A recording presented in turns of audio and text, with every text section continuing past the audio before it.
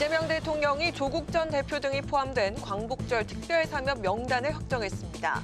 민주당은 정치검찰 피해자들의 명예회복을 위한 것이라고 평가했고 국민의힘은 최악의 정치사면이라며 강력 규탄했습니다. 더불어민주당은 정부, 대통령실과 함께 한미 관세 협상 후속 조치와 수해 복구에 총력을 기울이겠다고 밝혔습니다. 국민의힘은 전당대회 합동연설에 소란을 일으킨 전한길 씨의 행사장 출입을 전면 금지하고 징계 절차에 들어갔습니다. 파워 인터뷰. 오늘은 본회의 처리를 앞두고 두 번째 필리버스터 대결을 앞두고 있는 방송 관련 법안들의 쟁점에 관해 더불어민주당 김의원 의원에게 들어봅니다.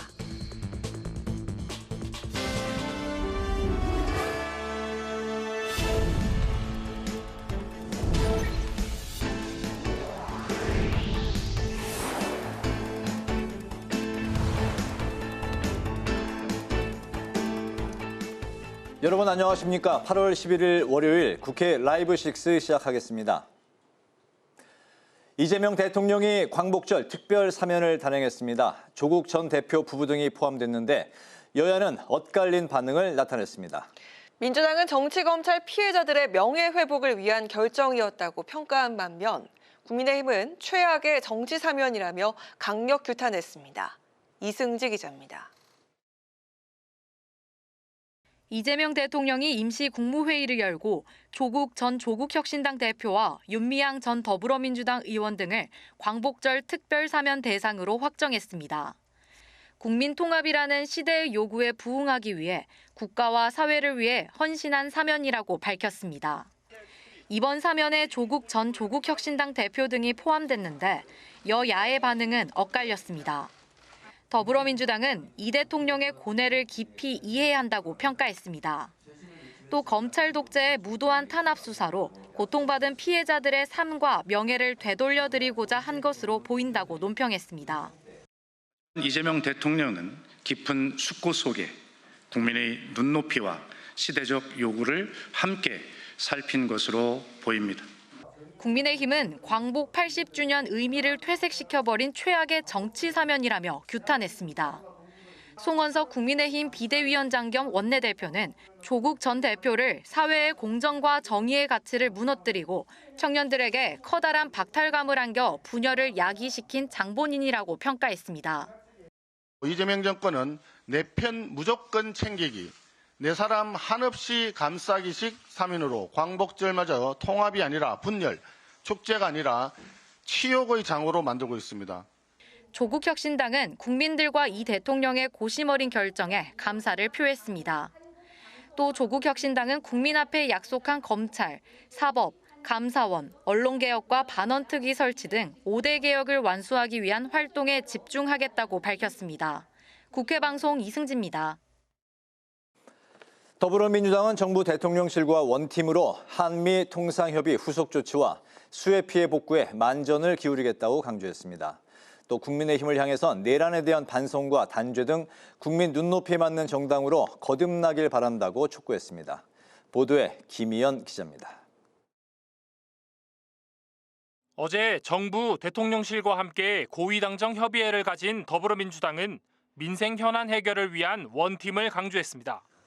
당정대는 한미 관세 협상 후속 조치에 대한 집중 논의에 나서 대미 금융 패키지를 조성하고 관세 취약 업종에 대한 지원책을 마련하기로 했습니다. 또 오는 10월 31일부터 경주에서 열리는 아시아태평양 경제협력체 정상회의 준비도 적극 지원하겠다고 밝혔습니다. 관세 피해 완화를 위한 정책과 예산 지원에 집중하고 APEC 정상회의의 성공적 개최에 대해 대한민국의 국격과 역량을 전 세계에 선보일 수 있도록 당정대가 원팀으로 함께 노력할 것입니다. 정청래 대표는 당권 경쟁 중인 국민의힘을 향해 상식적이고 정상적인 정당으로 돌아와야 한다고 주장했습니다. 전당대회 과정에서 대선 불복과 내란을 옹호하는 발언들이 나오는 건 정상적인 정당의 모습이 아니라고 비판했습니다. 국민의힘이 국민의 눈높이에 맞는 정당으로 되돌아가려면 내란에 대한 깊은 반성, 대국민 사과, 단죄를 위한 초당적인 협력이 필요하다는 것을 다시 한번 말씀드립니다. 이 밖에 정 대표는 김건희 여사의 구속영장 실질 심사를 하루 앞두고 증거인멸이 우려되는 만큼 구속 수사가 불가피하다며 사법부의 상식적인 판단을 기대한다고 밝혔습니다. 국회 방송 김희연입니다. 국민의힘은 연설 방해 논란을 일으킨 전한길 씨에 대해 전당대회 출입을 금지했습니다. 당윤리위원회는 전 씨에 대한 징계 절차에 돌입했습니다. 김지수 기자의 보도입니다. 국민의힘 지도부가 지난 대구 경북 지역 합동 연설회를 방해한 전한길 씨를 거듭 비판했습니다. 송원석 비대위원장은 비대위 회의에서 300만 당원 모두의 축제인 전당대회에서 당의 분열을 조장했던 전 씨의 선동 행위를 용납할 수 없다고 강조했습니다. 특히 전 씨가 집단적인 야유와 고함을 공공연히 선동했다는 점에서 죄질이 매우 엄중하다고 지적했습니다. 윤리위의 결론과 무관하게 전한길 씨의 전당대회 관련 행사장 주변 출입은 당 차원에서 이미 엄격히 금지하였다는 말씀을 드립니다. 당 윤리위원회는 전 씨에 대한 징계 개시를 결정했습니다. 오는 14일 윤리위를 다시 열어 전 씨로부터 소명을 듣고 최종 징계 수위를 결정하겠다고 밝혔습니다. 당 윤리위는 오늘 징계 수위 결론을 내리지 못한 데 대해서는 전 씨에게 징계 개시를 서면으로 알리는 절차가 필요하다고 설명했습니다. 당무감사실에서 조사한 바에 의하면은 그게 맞다면은 징계를 개시할 만한 사유는 되기 때문에 오늘 한 것은 징계 개시 결정입니다. 이런 가운데 전당대회 선거관리위원회도 회의를 열고 재발 방지책을 논의했습니다. 선관위는 전 씨의 행동에 강한 유감을 표하고 이 같은 행위가 다시 발생할 경우 선관위 차원에서 엄중 경고 조치를 하겠다고 밝혔습니다. 국회 방송 김지수입니다. 오늘 국회에선 지방소멸 위기 대응과 국가균형발전 모색 세미나가 열렸습니다. 여야 의원들은 대통령 세종집무실 설치와 해양수산부 부산 이전이 수도권 집중을 해소하고 국가 균형 발전에 도움이 될 거라 밝혔습니다. 김동희 기자입니다.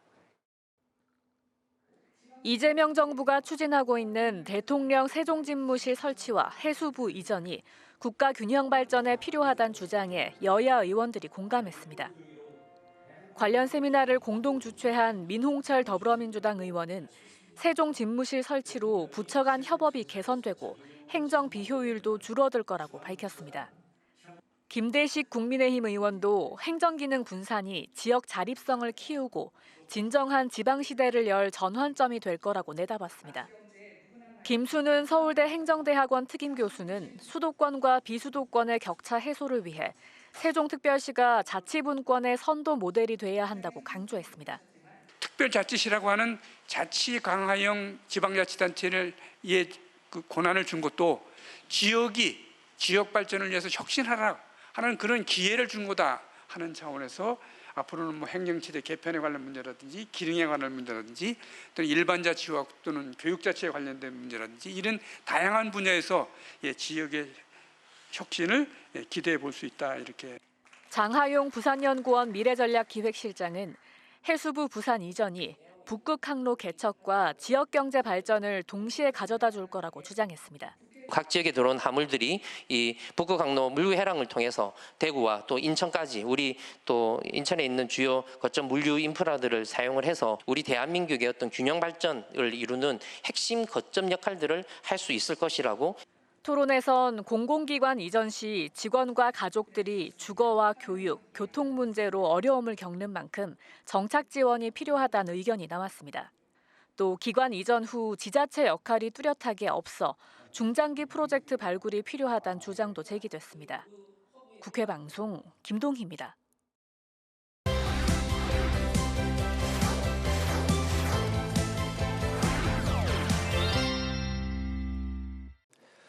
네, 이슈픽 서한한 개건 기자와 함께 오늘 국무회의에서 이루어진 광복절 사면 이야기부터 나눠보겠습니다. 소 기자 어서 오십시오. 네, 안녕하십니까. 네, 원래는 12일 그러니까 내일 국무회의 때 이 사면에 대한 결론이 이루어질 예정이었는데 워낙 최근에 여러 가지 논란이 이제 불거지다 보니까 대통령실이 결국 이제 오늘 오후에 국무회의를 열고 조국 전 조국혁신당 대표 등에 대한 사면을 강행을 했죠.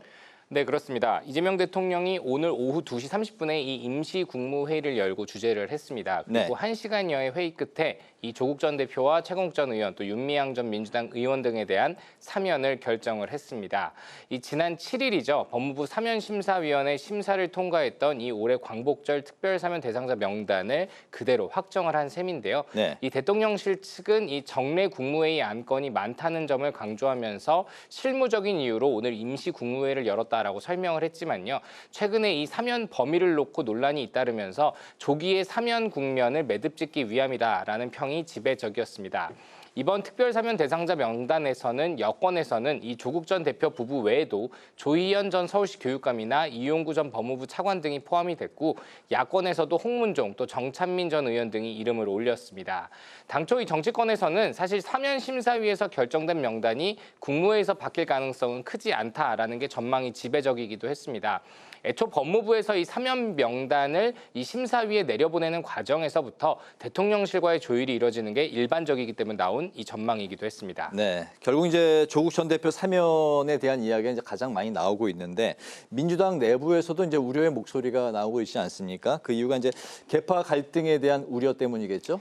네, 그렇습니다. 일단 이 송원석 국민의힘 비상대책위원장 곧바로 입장을 냈죠. 이 조국 전 대표의 이 특별 사면에 대해서 이재명 정권의 내 편 무조건 챙기기 또 내 사람 한없이 감싸기 사면으로 이 광복절마저 통합이 아닌 분열과 축제 또 치욕의 장으로 만들고 있다라고 비판을 했습니다.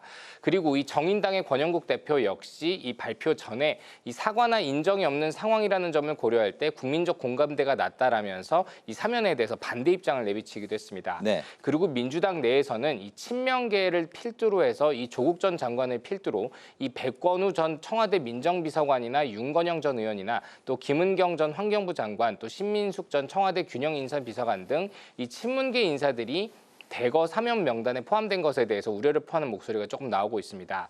특히 조국 전 장관의 경우 친문계의 구심점 역할을 하게 되는 게 아니냐라는 우려도 나오고 있거든요.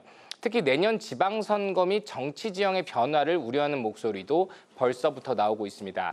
유인태 전 국회 사무총장은 그렇게 조국 전 대표가 거룩한 일을 하다가 잡혀 들어간 양심수는 아니지 않냐라고 지적을 했고 이 한준호 민주당 최고위원 역시 한미 정상회담 등 이 큰 아젠다들이 많이 남아있는 상태이기 때문에 정치인 사면에 대해서는 다음 기회로 넘기는 것이 바람직하지 않았을까 싶다라면서 조심스럽게 반대의 뜻을 내비치기도 했습니다. 그렇군요. 국민의힘 이야기로 넘어가 보면 이르면 오늘 전환길 씨에 대한 징계를 결정할 거다 이렇게 이제 관측이 나왔지만 결국 당사자 소명을 듣지 않았다는 이유 때문에 14일 목요일에 징계 여부를 결정하기로 했어요. 네, 그렇습니다. 이 여상원 국민의힘 윤리위원회 위원장은 이 오늘 오전 열린 윤리위원회 회의가 끝난 뒤에 만난 기자들에게 이 당무감사실에서 조사한 바에 따르면 그게 맞으면 이 징계를 개시할 만한 사유는 된다면서도 이 당사자 등의 소명 등의 절차를 밟아서 14일 목요일 날 징계 수위를 결정할 것이다라고 밝혔습니다.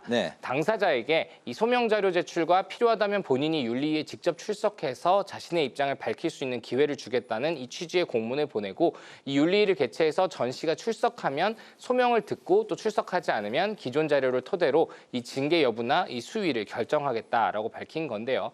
이 전 씨에 대한 중앙당의 윤리위의 징계 개시는 지난 8일 이 대구 경북 합동연설회에서 전 씨가 일부 당원들과 함께 특정 후보자들에 대해서 배신자라고 야유를 주도하면서 이 충돌 우려를 낳았기 때문인데요. 특히 그동안 이 중립적인 스탠스를 유지했던 당 지도부가 다소 달라진 스탠스로 나선 부분이 좀 두드러졌습니다.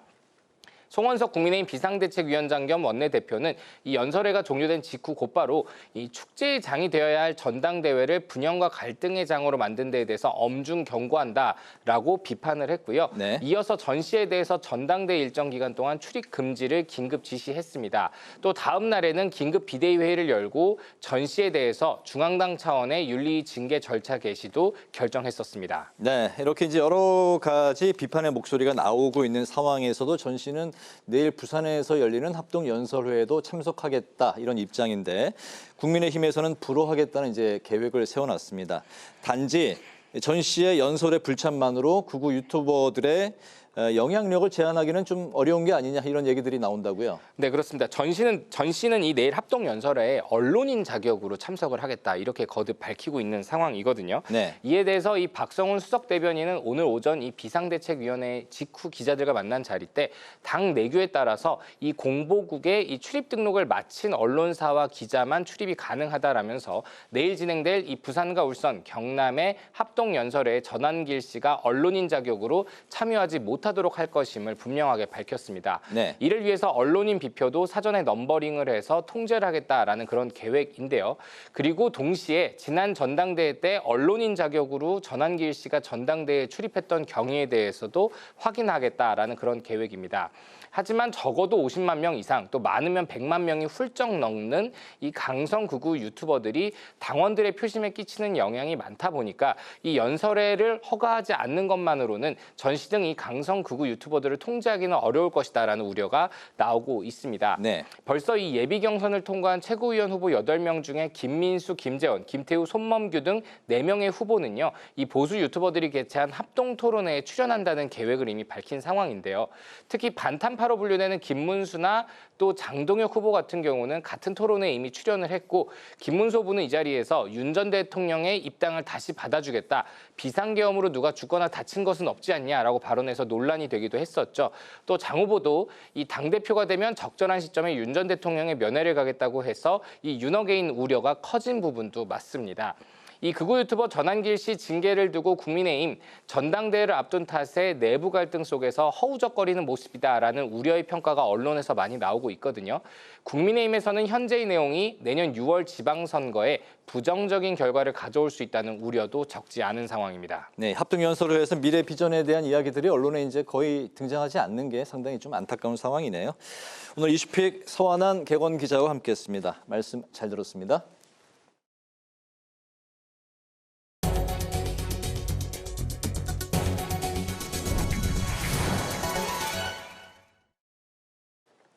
정청래 더불어민주당 대표가 국회의원의 정책 역량 강화에 힘쓰겠다고 밝혔습니다. 정 대표는 국회의원 1인 1기 전문가를 양성해 의원들이 정책 역량을 충분히 발휘할 수 있도록 돕겠다고 말했습니다. 정책 전문 의원들이 현안 대응을 포함해 의원총회에서 강의하는 등 중심 역할을 할 수 있도록 다양한 기회를 보장하겠다고 덧붙였습니다. 국민의힘은 한미 정상회담을 앞두고 정부를 향해 안보와 경제를 아우르는 통합 전략을 세워야 한다고 촉구했습니다. 김정재 정책위 의장은 비대위 회의에서 미국의 방위비 분담금 압박 요구 등을 지적하며 국민 부담 최소화와 대북 억지력 유지라는 마지노선을 지켜야 한다고 말했습니다. 김 정책위 의장은 준비 없는 정상회담은 국민의 세금과 안보를 위태롭게 한다며 미국의 요구에 상응하는 실리를 반드시 확보해달라고 당부했습니다. 우원식 의장이 조선산업이 세계시장을 선도하고 상생과 협력의 노사문화가 정착되도록 지원하겠다고 밝혔습니다. 우 의장은 하나오션 거제 조선소를 방문해 하나오션 등 선도기업들이 미 해군 군수지원함 등의 유지, 보수, 정비 사업을 성공적으로 수행해 우리 조선산업의 독보적인 기술력을 널리 알렸다고 말했습니다. 최근 하나오션이 하청 노동자에 대한 소송 취하와 노사 상생 합의를 이룬 데 대해서 감사를 표하고 조선업계가 노동자와 함께 성장하길 바란다고 밝혔습니다. 국회 사무처가 국회 세종의사당 설계 공모 관리 용역에 착수했습니다. 국회 사무처는 기재부와 총사업비 협의 후 설계 공모를 실시해 내년 5월 국민에게 국회 세종의사당의 밑그림을 제시할 계획입니다. 김민기 국회 사무총장은 국회 세종의사당이 국민주권의 가치 철학을 담고 탄소 중립을 실현하는 건축물이 될 수 있도록 설계 공모 준비에 만전을 기할 것이라 밝혔습니다.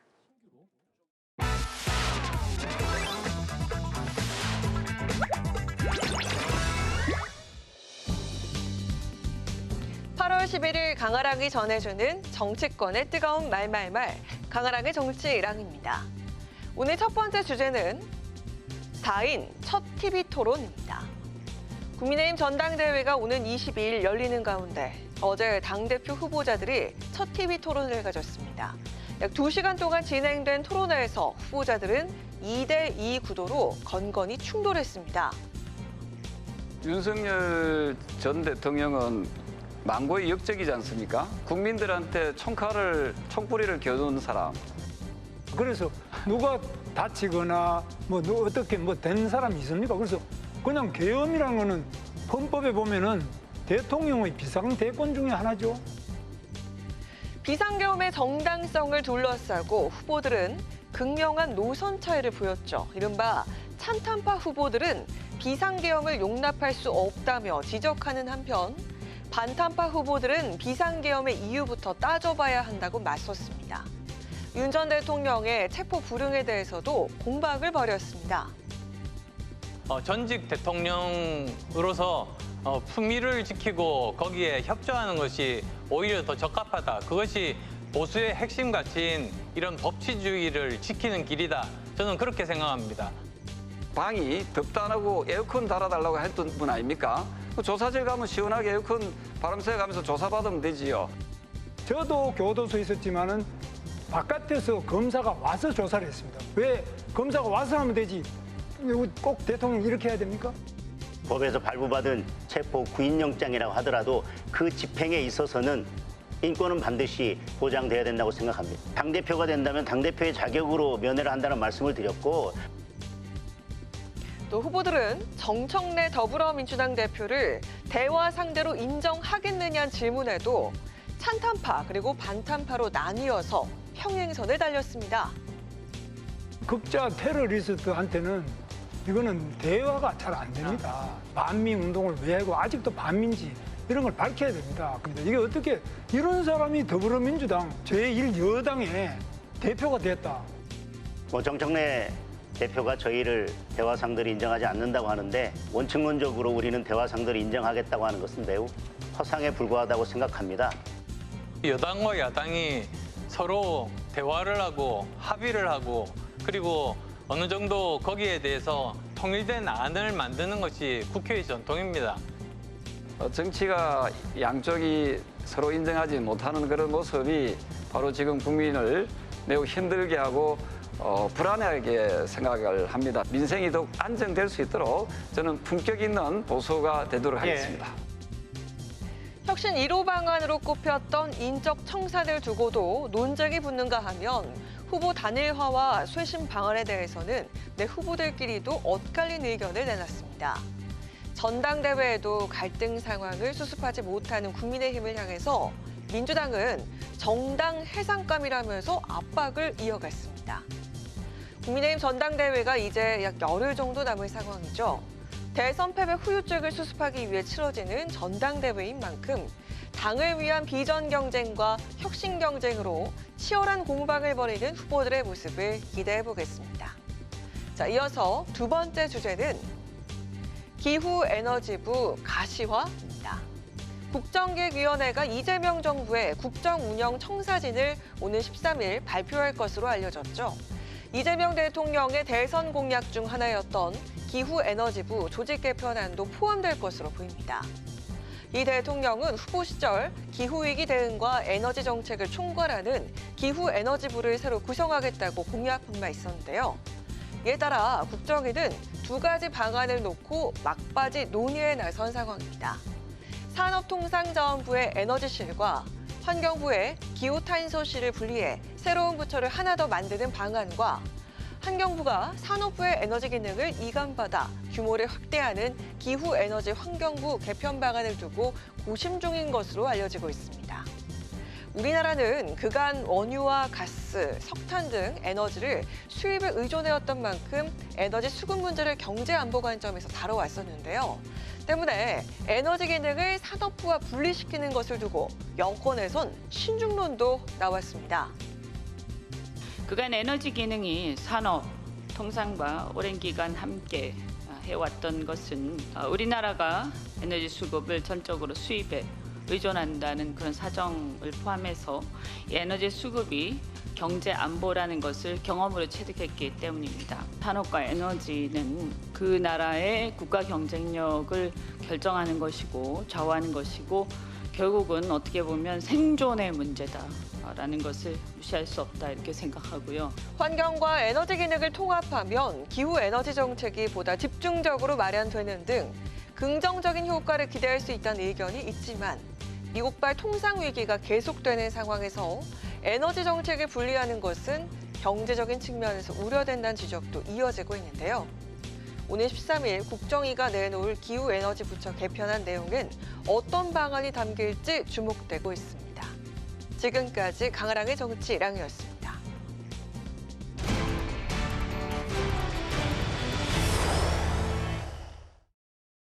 국민의힘은 이춘석 의원 특검에 이어서 조국 전 대표 사면을 놓고 대여 공세에 고삐를 쥐고 있습니다. 한편 전당대회에서 벌어진 갈등 사태에 대한 대응책도 모색하고 있는데요. 최고위원 후보이신 최수진 국민의힘 의원을 전화로 연결해서 관련 말씀을 들어보겠습니다. 의원님 안녕하십니까? 안녕하세요. 안녕하세요. 최수진입니다. 네. 이재명 대통령이 조국 전 대표 그리고 윤미향 전 의원에 대한 사면을 오늘 결정을 했습니다. 국민 통합의 기조로 단행된 이번 사면, 국민의힘은 어떤 입장이실까요?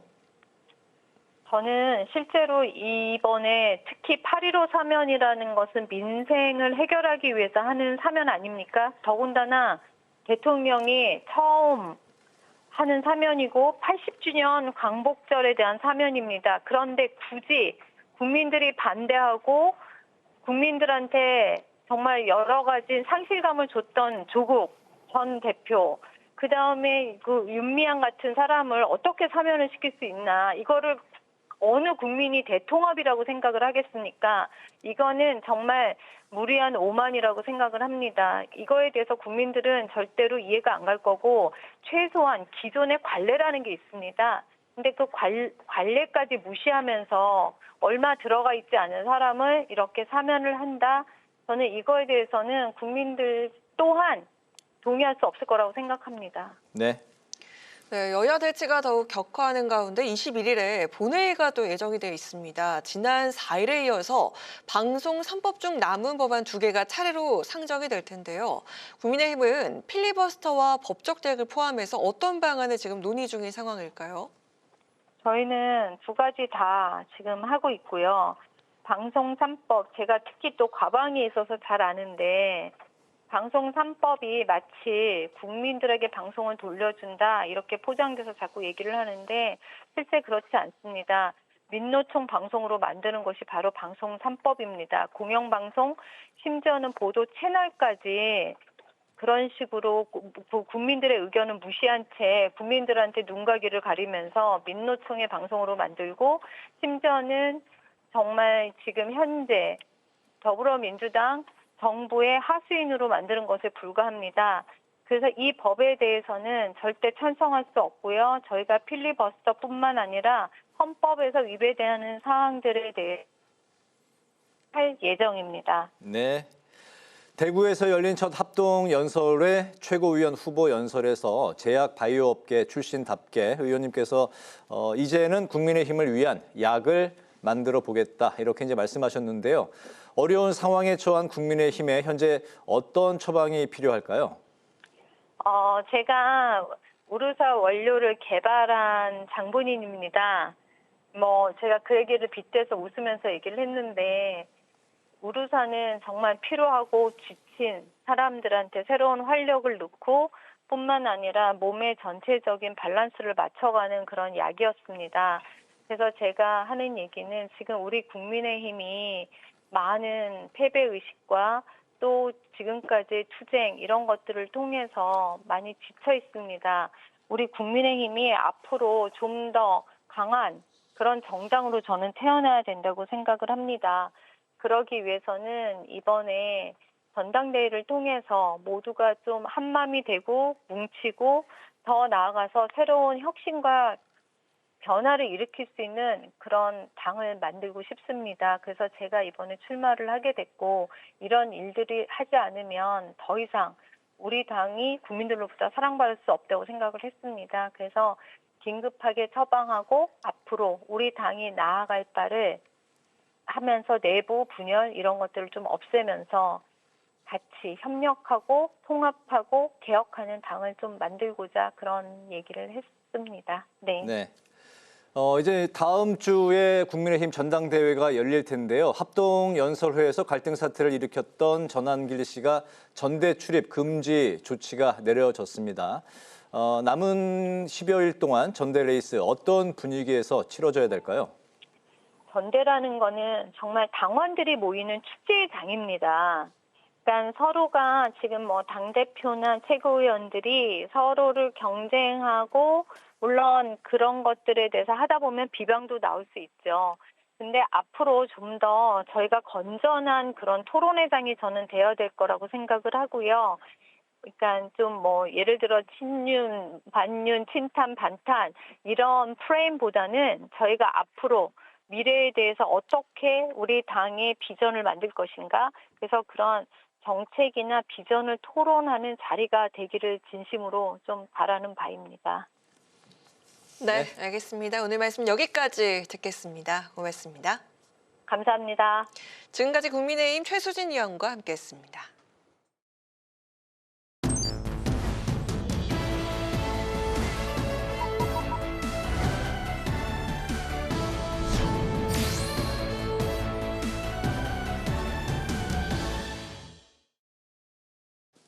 네, 정치 현안에 대한 입장과 해법을 국회의원에게 직접 들어보는 파워 인터뷰. 오늘은 국회 과방위 간사이신 김현 더불어민주당 의원을 모시고 방송 3법 처리와 여야 현안에 대한 의견을 들어보겠습니다. 의원님 반갑습니다. 어서 오십시오. 네, 안녕하세요. 네. 작년에 한번 출연해 주셨고 이제 올해 첫 출연인데 방금 이제 같은 과방위 소속의 국민의힘의 최수진 의원 전화 인터뷰 내용도 이제 들으셨을 것 같습니다. 참고하셔서 관련 질문에 좀 말씀해 주시면 좋을 것 같고요. 지난 4일에 24시간 필리버스터가 펼쳐진 끝에 방송법 개정안이 본회의를 이제 통과했습니다. 오는 21일 본회의에 두 번째 이제 방송법 필리버스터 2라운드가 좀 예정돼 있는 상황인데 38년 만에 방송법 개정 좀 의미부터 짚어주실까요? 38년 만이면 이제 1987년도에 이제 6월 항쟁을 통해서 이제 방송 종사자들이 정권의 눈치 보지 않는 공영방송을 요구하는 투쟁을 했고요. 네. 그리고 방송법이 개정되긴 했으나 보도국장 임명 동의제나 아니면 사장 후보를 추천하는 제도 이런 것들이 명문화되지 않아서 민주정부가 들어섰을 때는 잘 되다가 네. 보수 정권 내지는 언론을 장악하려는 정부가 들어서서는 제도가 굉장히 유명무실화되는 상황이 됐어요. 네. 그래서 이번에 방송법, 특히 KBS 법이죠. 한국방송공사법을 저희가 8월 4일 날 이제 필리버스터를 시작해서 8월 5일 날 오후 4시에 종결을 하고 네. 그리고 표결을 해서 이제 KBS법을 통과시켰고요. 그리고 그 이어서 MBC법이라고 하는 방문진법에 대한 필리버스터를 그날 5일 날 밤 12시까지 진행을 했습니다. 그래서 21일 날 국회가 열리게 되면 네. 표결 처리를 바로 하고요. 그리고 EBS 법을 또 이제 필리버스터를 하게 되면 네. 24시간 안에 이제 그 종료를 하게 됩니다. 그래서 22일 날 표결 처리를 해야 되는데 지금 국민의힘이 전당대회 일정이 몇 시인지를 봐야 될 것 같습니다. 만약 네, 그러면 예를 들어서 2시나 3시 사이면은 가능하고요. 네. 늦어지면 또 어떻게 될지 봐야 될 것 같습니다. 근데 어쨌든 주요하게는 방문진법까지 처리가 되는데 어떤 의미냐면 이제 공영방송이 아시다시피 좀 윤석열 정부 때 보면 첫 번째 시작한 게 MBC에 대한 탄압이었잖아요. 바이든 날리면 듣기 평가하고 국세청 세무조사하고 그리고 언론인들에 대한 탄압을 했고요. 그 다음 이제 KBS에 대해서는 텔레비전 수신료를 통합징수를 통해서 진행하던 것을 갑자기 분리징수를 해서 연 800억의 재정 손실을 보게 만들었습니다. 그리고 세 번째가 YTN에 대한 이제 사형화인데 이게 2명이서 의사결정을 해가지고 이것이 지금 재판이 진행 중에 있고요. 네 번째로는 TBS 지상파 라디오에 대해서 거의 폐지에 가까운 형태를 했고 그다음에 뭐 뉴스타파나 아니면 마음에 안 드는 언론사나 언론인에 대한 탄압을 했기 때문에 이 방송 3법은 그런 일들이 벌어지지 않도록 이사 구조를 늘려서 시민들이 참여하는 구조로 만들고요. 사장 후보 추천위원회를 만들어서 또 시민들이 참여할 수 있는 구조를 했기 때문에 대통령이 자주우지하던 그런 공영방송은 이제 시대를 마감하는 그런 법으로 보시면 될 것 같습니다. 한마디로 뭐 어떤 정권이 이제 앞으로 들어서도 공영방송 지배 구조에 영향력을 행사하지 못하도록 하겠다. 그게 최소화시키는 거죠. 최소화하도록 예를 들어서 하겠다. 그게 핵심이죠. 지금 이제 KBS 경우는 11명인데 2명, 3명을 바꿔서 이사장을 바꾸고요. 네. 그다음 사장을 낙마시켜서 새로운 사장을 추천해서 입맛에 맞는 사장. 잘 아시다시피 지금 KBS 사장은 조그만 파우치라고 얘기했잖아요. 디올백을 받은 거를 디올백이라고 안 쓰고 명품백이라는 단어를 안 쓰고 조그만 파우치를 받았던 것에 대해서 어떻게 생각하느냐라고 총선 앞두고 공영방송에서 앵커가 그렇게 진행했고 그것을 잘했다 박수 쳐서 어쨌든 사장으로 내정되는 그런 상황이 벌어졌죠. 그래서 그런 일은 적어도 만들 수 없는 구조로 이사회를 네. 저희가 15명으로 늘려서 시청자위원회에서 추천하고 법조계에서 추천하고 미디어 학회에서 추천하고 임직원 대표들이 추천하는 그런 9명, 그다음에 정치권에서는 6명 이렇게 해서 절대 다수를 확보할 수 없게끔 만들었다는 알겠습니다. 점이 의미가 있습니다. 이렇게 말씀하신 것처럼 이사회 구성을 좀 다양화를 시키고 그리고 사장을 뽑을 때도 그 100명 이상의 국민 추천제로 뽑게 된다 네. 뭐 이런 내용이 좀 있는데 네. 자 여기서 조금 더 들어가 봐서 이사 수를 또 늘리고 또 구성원들을 다양화를 시킨다고 해서 그 독립권이 과연 보장될 수 있을까 이런 우려가 있는데 이거 대해서 좀 어떻게 보시는지요? KBS 예를 들어서 11명일 때 7명 그러니까 정치권 추천, 그러니까 예를 들어서 뭐 정치권 범정치권이라고 하겠습니다. 대통령실 포함한 네. 7명이고 이쪽이 4명입니다. 그래서 다수가 차지하는 그 이사들 안에서 뽑힌 사장이 되는데 지난 KBS에서는 그냥 내리꽂아서 이제 사장이 된 거고요. 그 이전에 MBC의 경우는 사장 후보 추천위원회를 두어서 1인 2표제로 일단은 한 3명을 뽑았습니다. 그 중에 이제 1명을 했는데 의외의 인물이 됐어요. 그래서 독립이 되느냐라는 거는 사실은 첫 술에 배부를 수는 없지만 네. 시작이 반이다처럼 이렇게 시민들이 참여하는 국민들이 참여하는 형태로 되다 보면 좀 극단적인 양쪽에 좀 정권에 충성하거나 아니면 좀 극우적인 성향을 띤 이런 후보군은 좀 배제될 수 있다. 그래서 공영방송을 좀 독립적으로 하는 사람이 될 가능성이 그동안 했던 것보다는 훨씬 더 확률이 높아졌다라고 보시면 될 것 같습니다. 네. 방송 3법에 대해서 이제 국민의힘은 이제 민노총 3법이다, 방송법이다, 이제 방송 장악이다 이런 입장이고 그리고 이제 상법 개정안 노란 봉투법을 이제 포함해서 야당에서는 여전히 이제 입법 여당의 입법 독재다 이렇게 이제 비난하는데요. 민주주의 기본 원리로 정당은 운영되고 국민들의 선택을 받은 거지 않습니까? 총선에서 저희가 현재 민주당 의석수가 167석, 그러니까 2명이 이제 의원직을 내려놓아서 167석이고 국민의힘이 107석의 의원 분포도를 가지고 있다고 보면 충분히 상임위에서 논의된 법에 따라서 본회의에서 표결로 처리한 법을 입법 독재다라고 얘기하는 것은 국민의힘이 현재 상황에서 말할 위치는 아니다. 지난해 12월 3일 날 대통령이 계엄을 때리고 언론사에 대한 단전 단수를 지시하고 그것 때문에 이상민 장관이 지금 구속까지 되지 않았습니까? 네. 소방청장이 지시를 구체적으로 받았다고 얘기까지 했기 때문에 독재는 윤석열 정부가 영구 독재를 하기 위해서 집권을 하기 위해서 국민들한테 총불을 겨눴다라는 거고요. 저희 더불어민주당에서는 대통령의 권한을 내려놓는 법이다. 이번 방송 3법은 대통령이 임명하는 자리가 KBS 사장이잖아요. 추천하고 임명하는 자리인데 그 권한을 사장 후보 추천위원회를 둬서 시민들이 참여할 수 있는 기회를 줬기 때문에 정반대다라는 얘기를 하고요. 그리고 민주노총 법이라고 자꾸 얘기하는데 시대에 좀 뒤떨어진 얘기인 것 같습니다. 그 언론의 자유, 그다음에 노조의 활동의 자유는 헌법상 보장되어 있는 권리이고 KBS도 1노조, 2노조, 3노조가 있고요. MBC도 노조가 다양하게 활동하고 있기 때문에 네.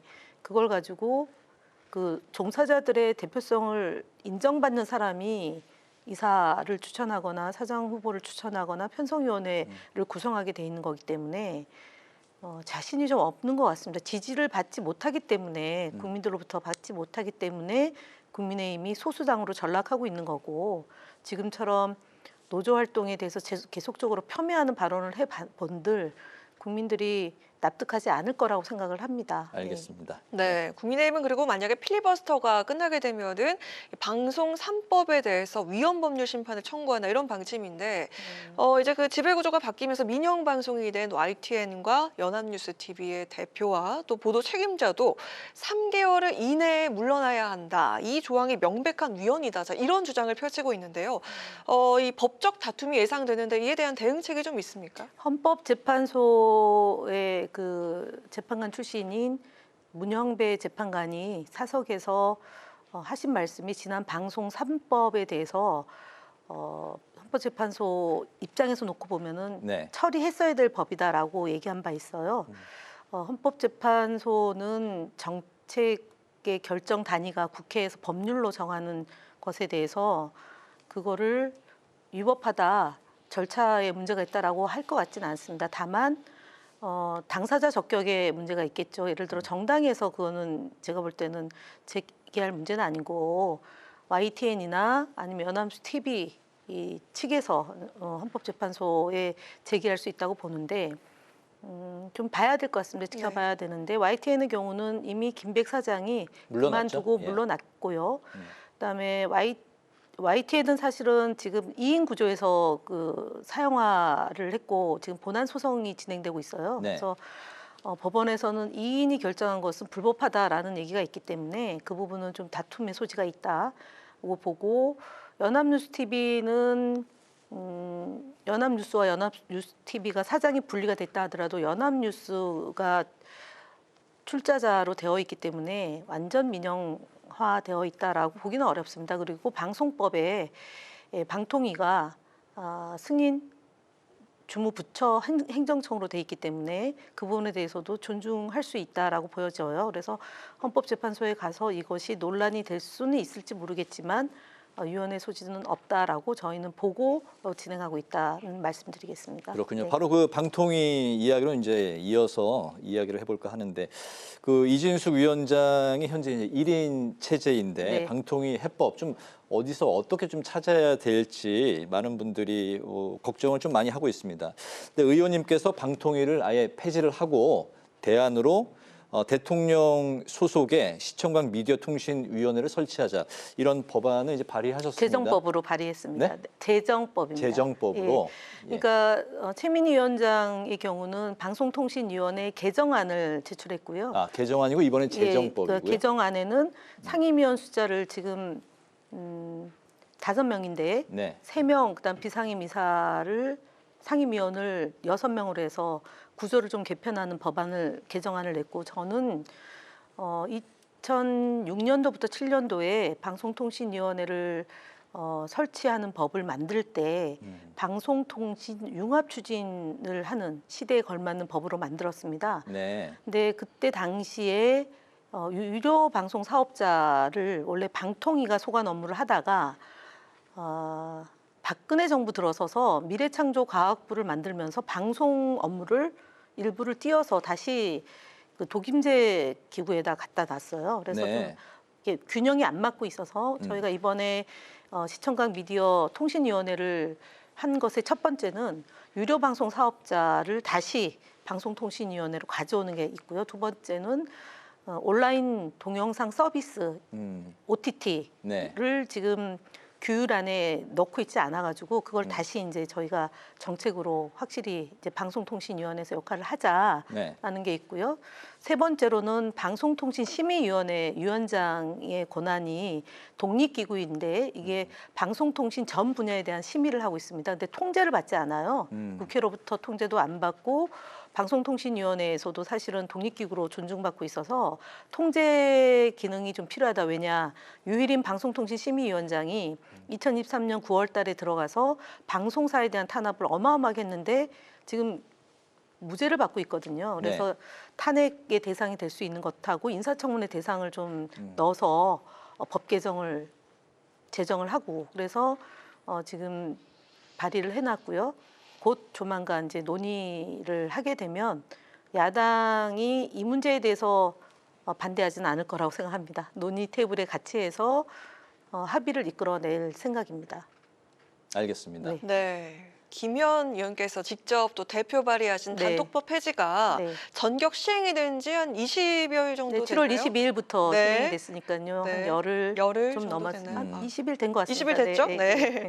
이 단독법 폐지는 이 대통령의 대선 공약이기도 했었는데 근데 지금 폐지 이후에 번호 이동 건수가 뭐 11만 건을 넘어섰다 이런 기사가 나왔던데요. 근데 또 기대가 좀 컸던 걸지 효과가 미미하다 이런 평가도 있는데 좀 후속 보완책이 필요하다면 좀 어떤 게 있을까요? 일단은 지금은 방통위에서 이제 규칙을 만들고 가이드라인을 만들고 있어요. 사실은 SK텔레콤이 지난 해킹 사건 이후에 그 어려움을 좀 겪고 있어서 과열이 안 되고 있어서 지금은 안정적으로 폐지된 이후에 안정적으로 관리가 되고 있다는 점하고 시장에서 반응들을 좀 보고요. 불비한 점이 있다면 저희가 개선책을 방통위가 좀 내놓아야 되고 가기부도 함께 검토하고 있다는 점 말씀드립니다. 큰 혼란은 없는 것 같고요. 예. 알겠습니다. 네. 이제 국정 현안에 대한 질문을 이제 마지막으로 좀 한 2개 정도 여쭤볼까 합니다. 그 민주당이 이춘석 의원을 이제 제명한 후에도 국민의힘이 계속해서 이제 공세 고삐를 쥐고 있습니다. 국기문란에 국정위 게이트다 이렇게 이제 별칭까지 이제 붙여놨습니다. 오늘 경찰이 의원실 압수수색도 단행을 했습니다. 이춘석 의원 이 문제 좀 어떻게 풀어야 될까요? 원칙대로 제대로 하면 된다라고 생각합니다. 처음에 언론 보도가 나오고 나서 몇 시간 안 돼서 이제 윤리감찰단에 조사를 하라라고 했고 또 조금 더 있어서 이게 상황이 심각하다라고 보고 제명 조치를 하고 조사가 이루어지는 과정에 있고요. 경찰이 지금 신속하게 조사를 하고 있기 때문에 잘못된 일이 있다면 일벌백계 해서 다뤄야 된다. 한치도 이 문제에 대해서는 달리 해석할 사안은 아닌 것 같습니다. 특히 대통령께서 주식에 대해서는 대단히 강도 높은 그런 주문을 여러 차례 한 바 있기 때문에 누구도 예외일 수는 없다고 봅니다. 네. 그리고 8월 15일 광복절에 광화문에서 열릴 국민 임명식을 앞두고 이재명 대통령이 오늘 조국 전 대표의 사면을 결정을 했습니다. 이를 두고 이 국민통합이라는 국정과제가 시험때 오른 게 아니냐 이런 이야기들 나와 있는데 조국 전 대표 사면에 대해서 의원님께서는 어떻게 보시는지요? 저는 몇 년 동안 조국 과 그의 가족들, 뭐 친척들 할 것 없이 어마어마한 고통을 겪었고요. 그리고 탄핵 그 순간에 굉장히 최선을 다하고 이제 감옥에 가 있는데 윤석열 대통령이 검찰총장 시절에 장관에 대해서 지금은 이제 저희가 시간이 좀 지나서 가물가물하지만 충격을 줬던 사안이고 많은 부분이 무죄가 났음에도 불구하고 자녀분들을 포함해서 온 가족이 쑥대밭이 된 사건이고요. 저는 충분히 다 감안해서 판단을 내린 거라고 봅니다. 국민통합의 한 숙제, 이재명 대통령이 그동안 정치를 하면서 많은 고초를 겪었고 대표적인 사건이 조국 장관, 전 장관의 그런 탄압, 그다음에 이재명 대통령에 대한 탄압이었기 때문에 누구보다도 이 문제가 국민통합에서 중요한 해결책이다라고 봤기 때문에 오늘 사면 단행했다라고 보고 결국은 국민의힘 지지자들 안에서는 반대의 목소리가 있다고 하더라도 어쨌든 균형을 맞춰서 대사면을 했기 때문에 정치적으로는 문제를 삼을지 모르지만 곧 지나면 저는 이 문제도 또 넘어간다라고 보여집니다. 그닥 그렇게 심각한 사안으로 안 봅니다. 네. 통합 얘기도 뭐 나오기도 하네요. 가능성이 네. 있는 건가요? 그거는 이제 당사자들의 논의가 있어야 될 것이고요. 그다음에 조국 전 대표의 입장이 중요하리라고 보는데 이제 사면되고 나오시면 네. 물밑에서 논의가 있었고 또 물 위에서도 논의가 있을 거라고 보여지는데 아직까지는 조금 이른 얘기 아닌가 싶습니다. 그렇군요. 이제 파워 인터뷰 마칠 시간이 됐는데요. 꼭 하시고 싶은 말씀 있으시면 짧게 네, 해주시고. 오늘 말씀드렸던 것은 8.15가 이제 네. 지금 국회 앞마당이 공사도 있잖아요. 8월 14일 날 또 공연이 네. 있고 8시 15분에 예. 하죠. 예. 예, 그래서 국회가 그 어느 때보다도 중요한 시기이고 국민들이 기대하는 바도 높기 때문에 최선을 다해서 국민 주권 정부, 이재명 정부를 뒷받침하는 국회가 되도록 하겠습니다. 알겠습니다. 파워 인터뷰 오늘은 더불어민주당의 김혜원 의원을 모시고 말씀을 들었습니다. 오늘 말씀 잘 들었습니다. 잘 들었습니다. 감사합니다. 오늘 국회 라이브 6 여기까지입니다. 시청해주신 여러분 고맙습니다.